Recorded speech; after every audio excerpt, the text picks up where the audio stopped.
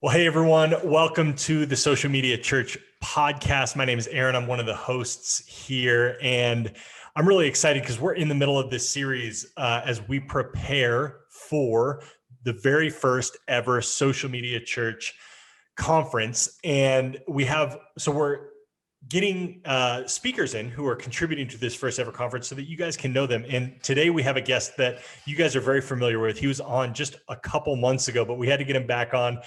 He's going to be contributing to this conference, and we're really excited about it. And to find out all the information about the conference, you can go to socialmedia.church/conference. It's in July 13th through the 15th. It's going to be really exciting. And so we have Nick Ovalle here with us today. And Nick, I'm excited for you to be back because in just this short amount of time, there's been some life changes that you've made. There were some things that you were talking about in the previous episode, talking about the second screen engagement. There's always new learnings that you have. And so for those of you who aren't familiar with Nick, he'll introduce himself here, but Nick was with Sandals Church doing a whole bunch of stuff digitally for them, and has since transitioned, which he's going to talk about, to an organization called Kingdom One, an organization that I'm really excited about, that I think is paving the way for the future of what church, not what church looks like, but maybe what components of church look like, and a new age that's coming out of this COVID pandemic that we all just experienced. But I want you guys to hear from Nick. So Nick, welcome back to the podcast, man. Hey, it's so great to be here. Thanks, Aaron. I'll say, yeah, there's been a couple of life changes, and I am so excited to be on the team at Kingdom One. But at the same time, Sandals Church is where I still call home. I love what they're doing. And I don't know if you saw, but Carrie Nyhoff just gave them a shout out, talked about the Omni strategy and some of the things that we've been talking about on Social Media Church podcast. So incredible. It's really, really cool to see all the things that Sandals Church is still doing. Yes. And yeah, Sandals Church, you're one of the first people I got connected with when I moved down almost 3 years ago now to Southern California. We're close enough to Sandals Church where Nils was like, Aaron, you got to connect with Nick, thinking outside the box, and really just an entire church that's thinking outside of the box. And yeah, do you want to read that quote that Carrie said about what Sandals is doing, paving the way? Yeah. It's really, really crazy what he said, because he said he's been particularly impressed with Sandals Church and the work that it does and its omni strategy. And it says the future of church online experiences will not be locked into a single environment, but will reflect an omni-channel future. Sandals Church is already paving the way in that future. So isn't that was really crazy? Cool. Yeah, that's so cool. Do you want to spend, just as we kind of, it's a good time to tell our audience the chapter that you're wrapping up there. So maybe just let them know what you were doing at Sandals, kind of, because you had a huge hand in Carrie being able to say something like that about Sandals. And I know that every conversation you and I have had regarding online church and the space of online church was around these topics. So maybe all the things you did at Sandals, and then, talk about this transition into full-time work with Kingdom One. Yeah, absolutely. I think the work that we did at Sandals Church was amazing. It was a large team, so it wasn't just myself. I had a great leader. Brian Chalette is just a visionary when it comes to leadership, and a great dev team. The dev team made it super, super simple. And what we decided to do on the offset was, how do we create custom solutions for each platform and each channel? So a custom Roku channel, Sandals Church TV, which is essentially like a Netflix for Sandals Church. And then all the way recently to the anywhere strategy, we really try to craft things that we could think about that would meet people where they're at. And that's a custom solution. And so that was the heart behind why we created so many different experiences. Yeah, that is so amazing. And what was your, I feel like I asked this and it's probably changed multiple times over your course of your lifespan at Sandals. What was your title at Sandals? So I started as the online platform lead, and I ended up being the senior specialist of digital engagement. So it was my job to look at all digital engagement across all of Sandals Church and speak to it and help raise engagement. So important. And I think your whole career really led to that point, because I know you're doing a lot of stuff at CBC with Nils when engagement and this whole concept of online church was brand new in its infancy. And so Nick, you've walked with online church for a long time and such an important voice here at the Social Media Church podcast, and just what you contribute to the church in general, which is a perfect segue into what Kingdom One is and kind of how Kingdom One was birthed. And we talked about it a little bit on the last time you were on. And if you haven't listened to that episode, you need to go check that out, because we talk about the second screen, which is just as valuable today as it was when we were first having that conversation back then. But do you want to kind of let people know what Kingdom One is and this new concept of, and it's not really a new concept, but it's something that I think churches are more willing than ever to execute upon in utilizing an organization like Kingdom One, maybe in a way that you haven't thought to do as a church organization in the past. Do you just want to let everyone know a little bit about Kingdom One?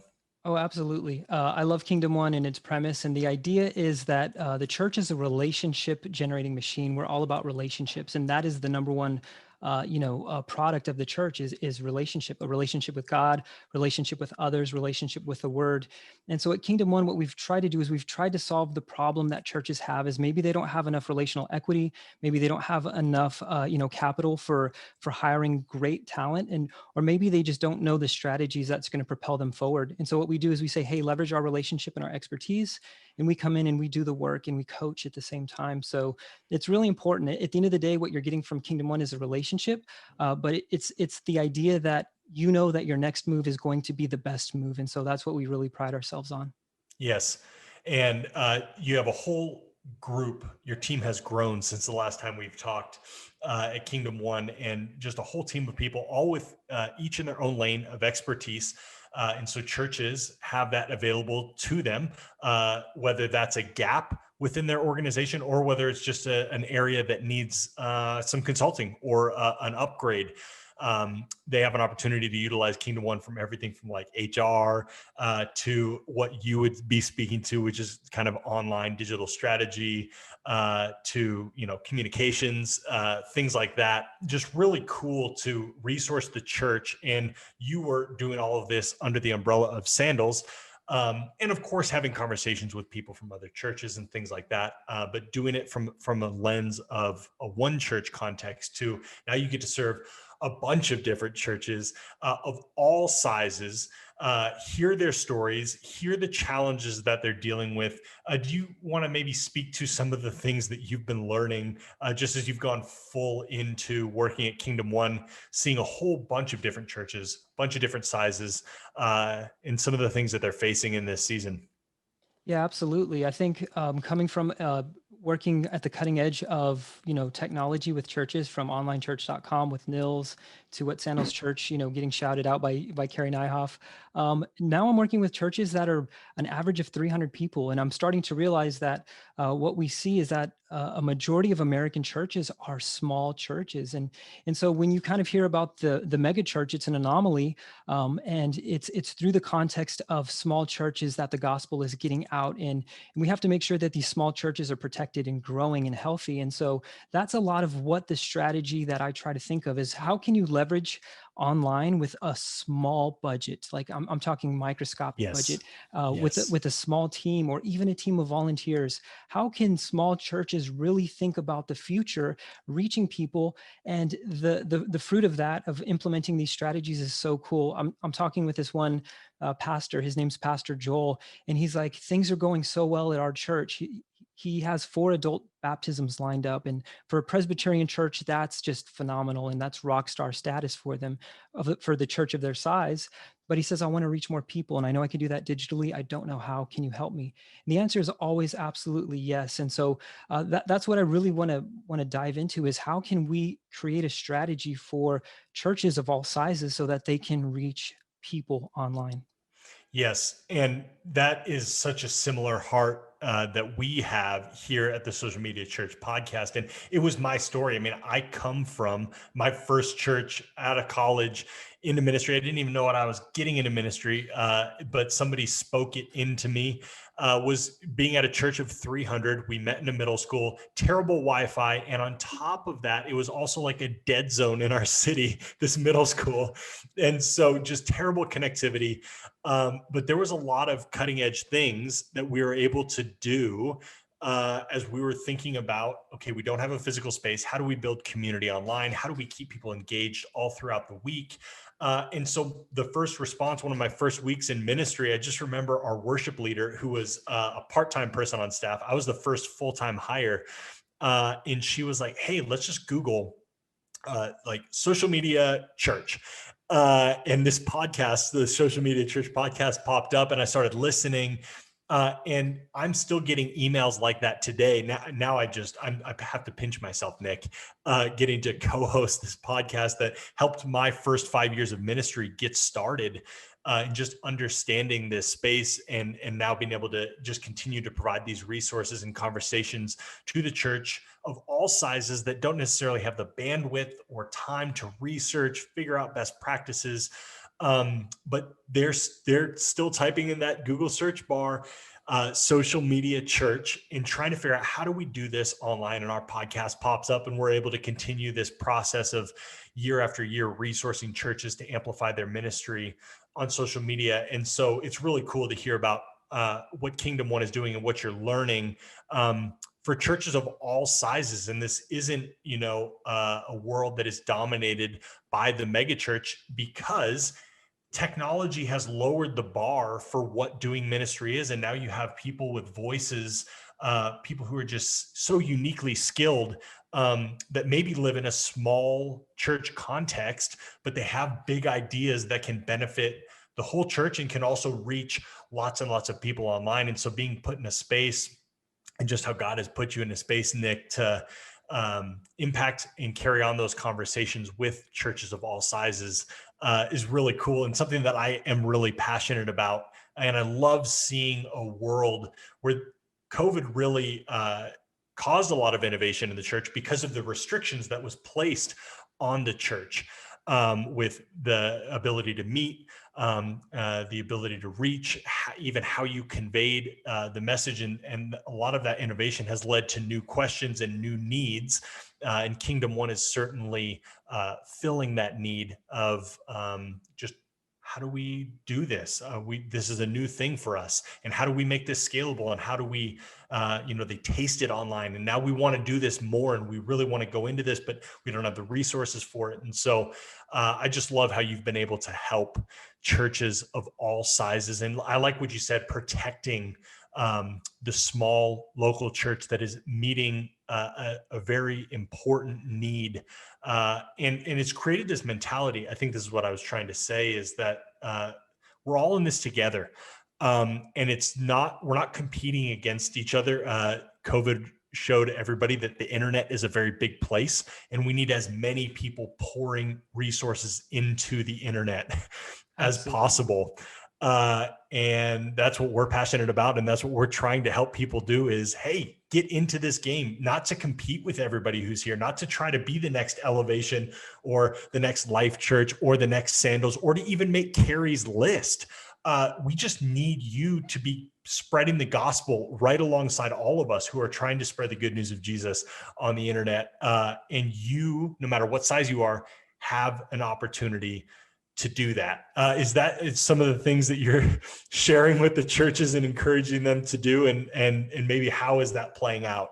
Totally. Yeah. I think the first thing is understanding the frustration that COVID has put everybody in a frustration point. Yes. Like even the large churches had frustration of figuring things out and connecting, and even wondering, is this worth it? You see all the metrics, and your metrics are telling a story, but there's sometimes, as a pastor and as a leader, you ask yourself the question, am I really reaching people? Like, do these views, are they impacting people's eternity? And so I think that's the first thing, is I understand. And I think a lot of what we do, and in the podcast space, in the online church space, who are trying to help other churches, Right. We understand that frustration. And what we want to do is come alongside and say, we understand the frustration. Here are some strategies that may help moving things forward. And so I kind of break it down into three things. I would say your app needs to be a discipleship tool, and knowing that you have a place to disciple people, and it's a kind of like the place where we pass notes back and forth to each other in class type thing. That's the vibe. That's the feeling that your app should be giving people. And so maybe you don't have an app, but there are some really really great off the shelf things that you could do today. Like Subsplash has an app section. Yeah. You can go and look for church apps on Google, and you're going to find something that's fairly priced, that's going to do a great job to connect you to your insider audience. And so I Yep. think that is one of the things that a church of any size could do. Years and years and years ago, it's funny, because I think Niels was one of the first pioneers in that Right. space. We had to contract a guy who was in the Ukraine to do this, and the Wow. Ukraine war like was breaking out at that time. And so Yes. we're like, are we going to have an app or not? And our app got shut off, because of the Ukrainian invasion and Wow. civil war and all these things. And so we're kind of sitting here like, what do we do? We just launched this, and it was really, really popular. So we had to make a decision. And the guys at Plain Joe Studio were kind enough, and they literally built us an app overnight, Wow. using off the shelf tools. And that was my first experience with off the shelf tools. And it made me appreciate the work that these companies are doing. So like I said, app is a discipleship tool. Off the shelf, you can do it. It's so easy. Yeah, let's stay in you mentioned three, so you only have listed off your first one so far.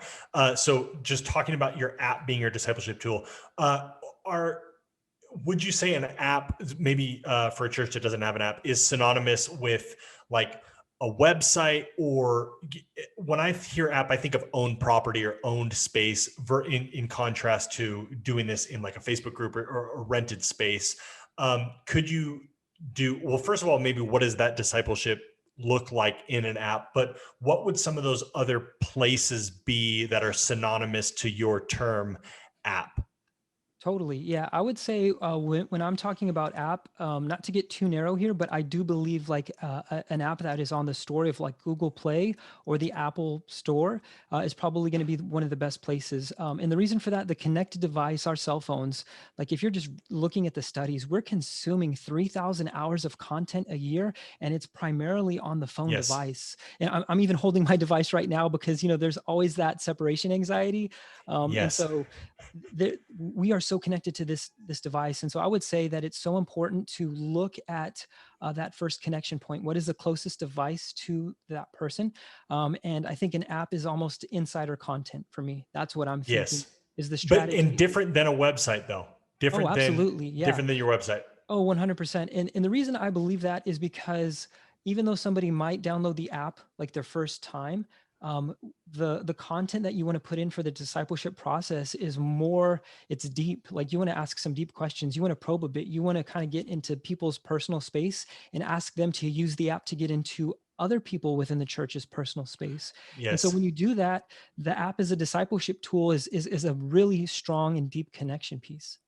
Now, Nick, one of the things, this is just prompting me to think, one of my hangups with apps have been, and particularly wanting to fully dive into the idea that our church does have an app. It's not fully utilized. We also have the resources to continue to build that out. So I always keep the small church in mind. I try to think, well, when I was back at the Grove, how would I be hearing this? But one of my hangups with the app is, are people really going to download it? Like, what is their incentive to add another app? Because I know how protective I am. Like, do I really need to download another app? And I'm trying to think about the space on my home screen and those sorts of things. Do you think in 2020, people are really inclined to download another app for every individual facet of their life, or do they kind of want it all to be in one spot? Yeah, that is a great question. And I love that thought process because we're going to meet people in different places in their life. And so people are going to Yep. be like, hey, the app is not for me. I think having your app be compelling is one of the most important things. There has to be exclusive content that is going to change that person's life for the better within that app. And so that means it's discipleship content. It is daily readings that are going to inspire them to live out the vision and mission of your church. And so, whatever that is, that needs to be embedded in there and it has to deliver. And so I hope that it's not coming across that just pick up any app and then put Yes. any content on there and you're going to see success. I think you still have to do the hard work of discipleship, but it's codifying it in ways that people can experience, through prayer and through like not so much meditation, but meditating on God's word and asking the questions after the sermon with their community groups and their Yeah. friends. That's what really shapes people to grow in Christ, is when they can have conversations and even the actions behind those conversations to move forward. Yeah, that's good. And that would be incentive to download. But also what you said, I think, is important, and what kind of speaks to my question. Not everybody is going to be ready to download, which speaks to the importance of that comprehensive strategy of, that's why we're not just going to do everything in the app, kind of like that isolated Amish type style commune where we're here and only here. But there's also stuff that's going out for the people who maybe aren't quite ready for that part of it yet, or who aren't in a stage where that's how they want to be consuming that content. Have exclusive content there, have valuable things there so that people continue to open the app day after day and have it be a unique space. But don't stop posting to Instagram, encouraging people to move down your discipleship pathway on other mediums. I'm assuming I'm understanding that correctly and not inferring that in. Is that what you're saying? No, 100%. You're Yeah. absolutely right. I think that's insider language. That's like, like I said, that's almost like that birthday card to somebody. You're not posting that on social media for that special moment. I think the app needs to be a special moment. But what I do hear, and I think that we all can agree on this, is that social media is where we're having the conversation. So even though the app is more of like a one-to-one intimate or one-to-many intimate, social media is that place where we're having that conversation. And I think, Nils literally wrote the book on social media church conversations. And I remember reading that and I was like, man, this is great. And a lot of times what I see churches, and specifically small churches, do is it's all event based. And so we need to really, and I mean, we've been living in social media for quite some time now. Yep. And you would think it would be just very intuitive that, hey, we just have the conversation. But developing the tools to have that conversation over and over again. And so I'll kind of throw out this idea that I really think is valuable. Wistia is this company that I just adore and I love. And they recently came out with a show called Show Business. And it's about how you can create branded affinity content that's going to meet your audience where they are. And it's going to be evergreen. And so if it's taking that style of thinking and production quality and moving it into social media. So whether that's with your phone as a small church, you can still do it. Whether that's a podcast for a small church, you can still do it. But it has to be conversational. And that means you have to ask questions. And that's what I love about podcasts, is hearing two people's voice. Like, we could be dissenting on a topic. That's totally fine, because it's a part of the conversation. And so don't be afraid of that. People posting and they have a dissenting opinion, or they have a different opinion. It's learning to embrace that. That's where care starts, in my opinion. When you can care for somebody well on social media, it's going to translate that your church cares, and they're going to show up to your services, and they're going to show up in person. So good. Yeah, that's so good, Nick. I want to hear the other two things though, and I know our audience is excited as well. Totally. That was number one. Start with the app. Number two was social media as the conversation. Oh, there you go. Yeah. So let's talk about that, expand on that a little bit. So social media as a conversation, that's obviously where both audiences live. The people who have never heard of your church, maybe the people who are loosely familiar, but also the people who they might have your app downloaded and they're in there daily, but that didn't mean that they deleted Facebook, deleted Instagram, deleted YouTube. They're still there as well. How should churches be thinking about that strategy, and what conversations are you having on social media? Are you just posting your app everywhere and be like, hey, let's move our conversation in here? What does that look like, and where does social media play in the grand strategy? Yeah, absolutely. I think one is just an everyday conversation is just fine. Asking people, do you like your Chick-fil-A sandwich with pickles or non-pickles? You tell us your Starbucks order. Just a normal everyday conversation. We don't have to get super with pickles. That's my answer. Oh, it's double pickles for me too. So my God. I'm there. I get the number 7 with extra pickles. But aside from my Chick-fil-A order, I think one of the best things we can do is just ask a normal conversation that allows people to easily jump in, just to show that we're normal people. Like we're not going to get weird on the socials, Yes. Yeah. Which is easy to do. It's easy to get weird. Absolutely. But just letting that be a place of engagement, a level of familiarity. And then Nick, as maybe in general, what are you hoping comes from an interaction on social media? Definitely. We're hoping for a bridge. And what I mean by a bridge is somebody who can say, I'm not sure about God. I'm not sure about Jesus. I don't know if I even believe the tenets of Christianity, but I'm curious. And maybe because we're speaking to their pain points, maybe we're speaking to a transition in their life or a trouble or trial, whatever they're going through. And that's why it's important to have bridge content on social media. It's easily accessible for them to walk across. And so one thing Yes. we did at Sandals Church was we kind of talked about preachers and sneakers. Yeah. And the guy who actually created Preachers and Sneakers, like he commented on YouTube for our video, and he's like, I like this take. We had multiple people who would comment, I'm not a Christian, but I do appreciate you talking about Yes. this. And he's like, I'll check out church. I love what you guys are doing. And so Wow. we sit in the conversation of culture. We have a spiritual Yep. connection that is going to lead to Jesus. And I think that's where you have to be brave. Like as a church leader, you have to be brave to wade into some of the conversations happening right now. Because honestly, when we talk about, like devil Nike shoes and all, it could go Yes. sideways really quickly. Totally. You have to have a level of compassion, and you have to have a level of creating safe spaces. And that's what the church is known for, is being a safe space. And so if we can do that well on social media, we're creating the bridge. And that's what the goal is, to create a bridge for somebody to walk across to meet Jesus. Yes, exactly. And then they're ultimately getting discipled, and that's where the app comes into play, because then they're curious, well, what's my next step? How do I actually grow in my relationship with Jesus once I've come across the line, per se? So are one of the questions that this prompts me to ask is Facebook groups and Discord servers and spaces like that, that's not your owned property, it's not your app, it's not your discipleship pathway, are those kind of thrown out the window, or are those still valuable places for building bridges? Definitely. I would have to say that every location is good for building bridges. But what I will say is each cultural context is different. Facebook Yes. tends to lean a little bit, older demographic.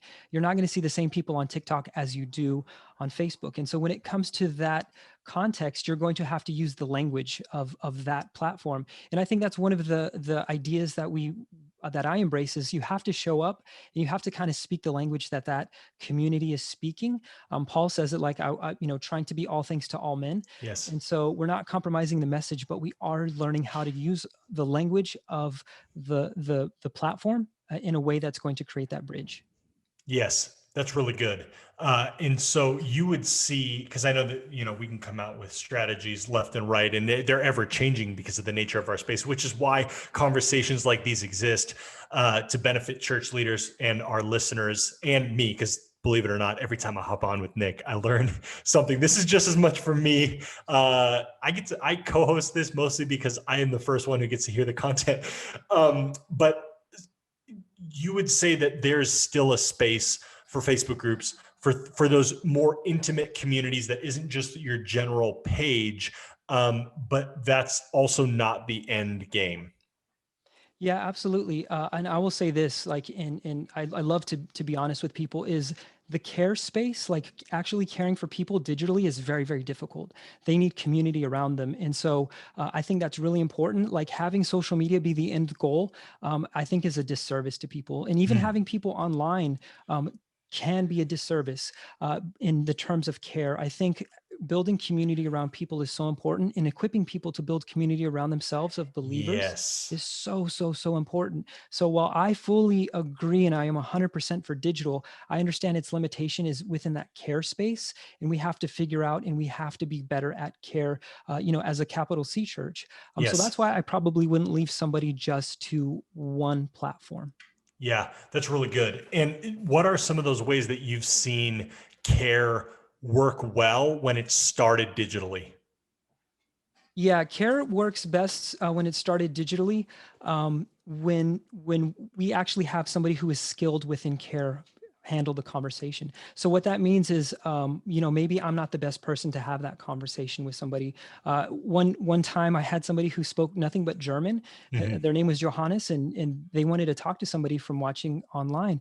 And it was so weird because we had to use Google Translate. And the Yes. entire time I thought this person was a female. And so I made so many presuppositions and so many different things. It took us about 3 weeks to find somebody in our church who actually spoke German to Wow. have the conversation, along with somebody who was a licensed care minister. Yes. And but even though it took a long time, they were the best people to have that conversation, and they brought Yes. healing and hope to that person, in Germany. And so I think that's the most important thing, is you have to have the heart for people, but you also have to be willing to say, this person is the best person. So, psychologists and people who really take care seriously and as a profession are the people that I'm going to lean to and point to. Yeah, that's really good. And moving, so just in this instance, were you able to link them up with physical people around them, or maybe find a church in their location in Germany that you were able to connect them with? Or what did that process look like of you cared for them, they felt cared for, then what happened? Yeah. So at the heart of this issue was confidence and prayer. And Mm, so what we did was we assured them, like, we're willing to walk with you through this, but we're very honest, and we say you need to have care around you. And yes, so that's looking for the healthcare professionals that could help them, yes, as well as a group of believers who can help them. And so plugging yes, into the local church. And so that's the thing that we're trying to do, is we're trying to find that tension of, what if I'm the only person who watches my church in this remote yes, area? That's why having an anywhere strategy really makes a lot of sense, to have the people that you love and the people who are at the front row of your life be the ones who can care for you and speak to you. So yes. yeah, there's a couple of resources. I'll send you them, but so you can put them in the show notes. Yeah, I But would love there's that. Christian uh, Counselors of America. I think it's ccoa.org. Okay. But Christians Counselors of America is where you can go in right now if you need help. Type that in, and you'll find a Christian counselor in your area. So that's one Wow. thing that we leverage, that should be in the back pocket of every online For pastor sure. who's listening to this. Yeah, that's incredible, Nick. I appreciate that. And yeah, just so valuable. Do you have, you want to maybe just give the 30-second version of what Church Anywhere is? We've mentioned that a couple times, and it obviously got mentioned in Carrie's article about what Sandals is doing. Do you just want to kind of, yeah, 30-second Yeah, elevator the big pitch on idea that? is to invite the people who are at the front row of your life, your family and friends, and invite them over for a self-hosted service. It's like just a home church service that we give all the tools for a leader to equip the people around them so that they become their own community. That's incredible. And the reason this is fascinating to me, Nils and I had a conversation a few episodes ago talking about the decentralized church. Now, is this something where these groups are monitored and run by Sandals, or is Sandals just handing out the resource and saying, go run with it? Yeah, there is a small barrier to entry. There is an interview, because we are inviting people into other Yes. people's homes, and we're trying to navigate that tension. So we really want Yep. to believe in a leader as we launch them Yes. forward. But we also identified some ways that we could just have people do it. So there are both strategies in play. But right now, we just wanted to That's get really cool. our best leaders in the front, if that makes sense. Absolutely. Yeah, no, that's great. And I think creating resources like that for the church is really important, so that people can successfully build that community around them. You teach them to fish, right? Instead of just handing them fish. But it is also important to hand people fish sometimes. And so, yeah, let's hop into the third thing that you wanted to let us know, just things that you're learning. Totally. I would say a website is for discoverability. I think a lot of Okay. times, even large churches use a website for every little thing. And so I would say your website, having it like be SEO optimized. There are things that people are looking for. They're looking for your location. They're looking for your sermons. They want to hear what the pastor sounds like. They also want to get a bit about what the church believes. And so having an about. And so when you have those three things, that's really going to maximize your church's SEO, and having the website be for new people. You have to think through the Yes. lens, this is for like a first time person. It should be easy to navigate, should be very, very filled with the vision of the Yes. church, so that way they have an understanding of what they're getting into coming to a location. So where do the first question that pops into my head that I'm sure some of our listeners have? So where do the reoccurring people go, or where are they encouraged to go? Yeah, absolutely. And I think that's why app makes a lot of sense. App Yep. has giving, app has forms, app can be connected to your church management software. And so Yep. it's really important that we kind of set designation points. You could absolutely use your website for your insiders as well. But what that tends to do, it tends to bloat your website. And so Yes. what I would say is, looking at how your app connects to your church management software for insiders is going to be key in the discoverability phase of choosing the right app. Wow. Yeah, that's incredible, and stuff we need to all be thinking about. Nick, as we kind of wrap up here, I'm curious, have you thought about, or do you know what you're going to speak on at the Social Media Church Conference? Yeah, for me, I think it's about strategy and it's about your most valuable asset. And so not to give away Yes. things, right out, but I believe that we have an asset that we are all sitting on that is being underutilized, Mm. and it's an asset that every single person, every single ministry leader has, and they're not deploying it. And this is the one thing that if you were to deploy it constantly, it's going to change your life, it's going to change your ministry, and it's going to change the people around you for the better. So I'm so excited to share what that is and how we can best leverage it for the growth of ourselves personally and the church. Is this resource anything that we've talked about on the podcast today? Oh no, absolutely not. I don't think we might have had a conversation about it, but Yes. this is something in the digital space that might sit contrary to many things Mm. digitally, and it also might sit contrary to our Western thinking. And so, Ooh. as we think about this asset and as we tease out this asset, Yes. it is one of the things that is the most simple thing for any human being on the earth to do, but it is one thing that I believe God is calling the church to do within this season specifically, and for a healthy life. I am so excited to hear that, Nick, and just excited for you to deliver that to all the people who are going to sign up to go to this conference, church leaders that are going to be impacted. I'd be remiss if I didn't ask you. I was going to ask you, what's your favorite social network these days? So I will ask you that, but there's one particularly that I'm curious about that I want to ask you about really quick as we wrap up. Yeah, totally. I'm really enjoying Twitch. Like that is my number one is the go-to for me right now Is is that a Twitch. social network?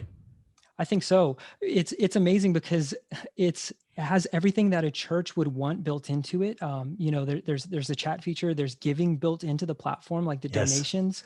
It's how people like cheer and celebrate. They celebrate by giving, and this is something that is so Hmm. insanely biblical. Like people celebrate by giving, and yet people are having a hard time giving at church when this platform is actually doing that. So that was one of the most attractive things for me was celebrate through giving is a biblical principle. Yes. Yeah. And Twitch is what I wanted to ask you about. Fancy Pants. Is it Fancy Pants Media on there or just Fancy Pants Streaming? Yeah, Fancy Pants Gaming. Fancy Pants Gaming. Yeah, I see the notifications go off all the time. You guys need to follow Nick over there. If you just want to understand what a lot of us is still a foreign concept, this idea of Twitch, how it works, the people who are there, the strategy, the language, all of those things. Nick, you've been in this space for a while. So what game are you playing most when you're streaming? And is there anything else that you want to let us know about as it pertains to connecting to you and learning more about Twitch? yeah. When it comes to Twitch, I think your youth are going to love it. Elevation and Life Church, Sandals Church, they're having a fortnight. They're having a fortnight summer, so they're doing Nice. games all the time, and they're gaming. It's a great community. Yes. My game of choice is going to be Mario Kart. So if you want to play some Mario Kart, just get at me because that's so much fun. But yeah, Mario Twitch. Kart on the Nintendo Switch. Yeah, Nintendo Switch. Very The nice. online play is just so much fun with family and friends. So yeah. Oh, well, that is great. Well, if you guys want to tune in, is that the best place to connect with you, Nick? Or do you like having conversations on Instagram, Twitter? Sure. Nickovaya.com. You can hit me up on Nice. nickovaya.com or on Twitter at nickovaya, is a good way to, if you want to ask a question. That's always a cool spot to connect. So yeah. I love Twitter. It's so underrated Oh, and absolutely. so 100%. overlooked because people focus on trying to grow an audience on Twitter. And it's like, just use Twitter for conversations. It's incredible. Anyways, yeah, you can find Nick there. All of the other ways to connect with Nick are in the show notes of this episode. You can find that at socialmedia.church. And I'd like to also give you one more call to implore you to check out the Social Media Church Conference. We're really excited to bring together, we're almost up to 50 speakers that are going to be talking over 3 days, July 13th through the 15th. Just all the speakers we've had over the lifespan, almost 8 years of running this podcast. And there's so much value that the church can get and the ministries that can be amplified by deploying the strategies that all of these thought leaders in the church and even some outside of the church that are doing things for the church can leverage. And we just want to see your ministry win on social media. So I would love it if you would sign up and register today for Social Media Church, the conference. First one ever. You get to say that you went to the first one ever. You can find out all of the information and register at socialmedia.church/conference. But until next time, everybody, my name is Aaron, and this is the Social Media Church podcast.